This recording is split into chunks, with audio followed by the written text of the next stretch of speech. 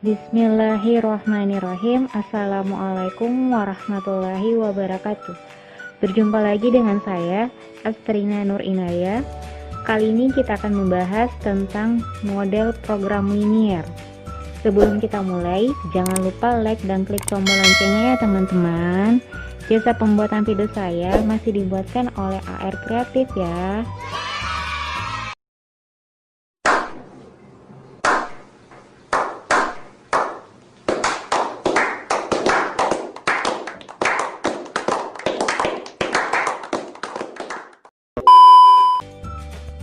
Materi hari ini ada 4 poin yang akan kita bahas ya.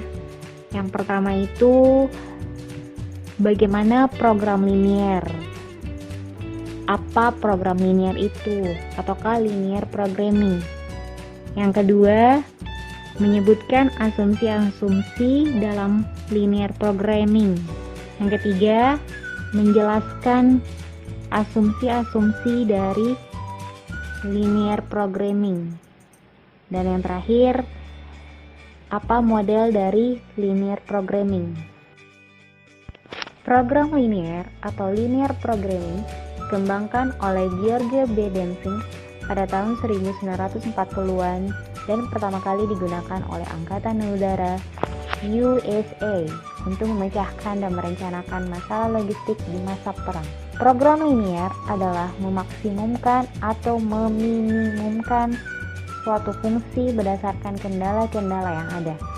Seperti suatu perusahaan manufaktur ingin memaksimumkan profit tetapi ada kendala di fungsi produksi, yaitu keterbatasan tenaga kerja dan mesin. Jenis-jenis asumsi program linear itu ada 4 ya teman-teman. Yang pertama proportionality, yang kedua additivity, yang ketiga divisibility, yang keempat deterministik.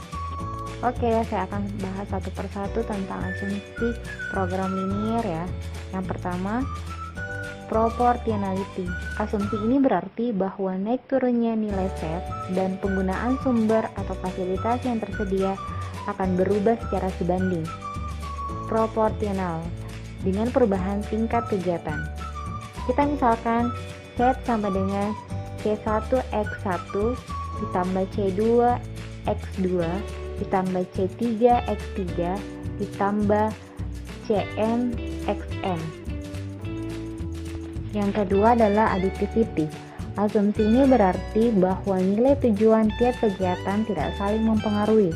Atau dalam linear programming dianggap bahwa kenaikan dari nilai tujuan set yang diakibatkan oleh kenaikan suatu kegiatan dapat ditambahkan tanpa mempengaruhi bagian nilai set yang diperoleh oleh kegiatan lain. Misalkan, set sama dengan 3x1 ditambah 5x2, di mana x1 sama dengan 10, x2 sama dengan 2. Jadi, nilai x1 kita substitusikan dan nilai x2 juga kita substitusikan. 3 kali 10 ditambah 5 kali 2, sehingga set sama dengan 30 tambah 10 sama dengan 40. Jadi nilainya adalah 40.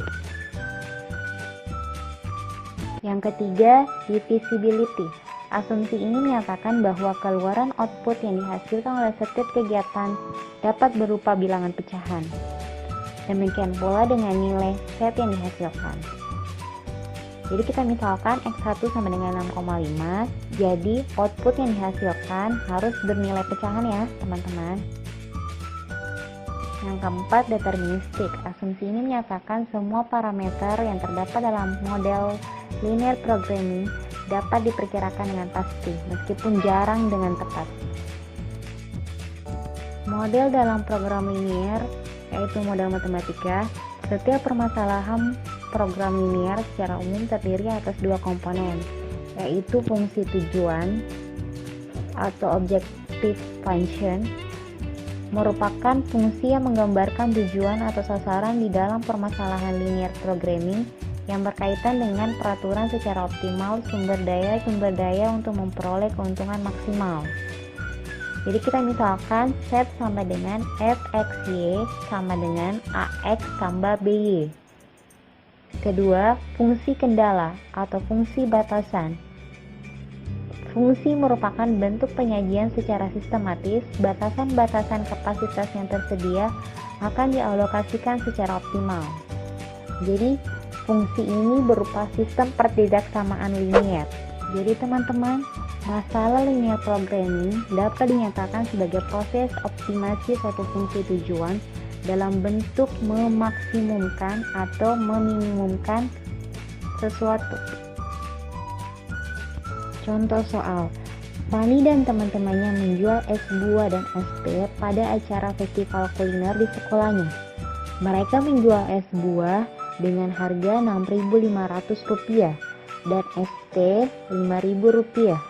Buatlah model matematika dari kondisi di atas. Jika yang pertama, mereka berhasil menjual sekurang-kurangnya 35 gelas minuman. Yang kedua, pendapatan mereka tidak kurang dari Rp250.000. Kita akan bahas ya satu persatu.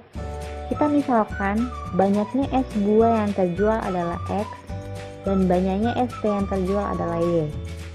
Mereka berhasil menjual sekurang-kurangnya 35 gelas minuman. Itu berarti banyaknya es buah yang terjual ditambah banyaknya es teh yang terjual lebih dari 1 atau sama dengan 35. Jadi bentuk pertidaksamaannya adalah X tambah Y lebih dari atau sama dengan 35. Oke, kita akan bahas yang kedua. Pendapatan mereka tidak kurang dari Rp250.000. Kita misalkan harga es buah Rp6.500 itu adalah X, harga es teh Rp5.000 adalah Y, dan pendapatan mereka tidak kurang dari Rp250.000. Oke, jadi pendapatan itu diperoleh dari harga es buah dikali banyaknya es buah yang terjual. Setelah itu ditambah harga es teh dikali banyaknya es teh yang terjual. Jadi kata tidak kurang dari Rp250.000 itu berarti lebih atau sama dengan Rp250.000. Jadi bentuk pertidaksamaannya adalah 6.500X ditambah 5.000Y lebih dari atau sama dengan Rp250.000. Baiklah teman-teman, demikianlah tentang program linear. Semoga video ini bermanfaat buat teman-teman yang ada di rumah ya. Jangan lupa tetap semangat belajar ya. Sampai jumpa di pertemuan selanjutnya. Assalamualaikum warahmatullahi wabarakatuh.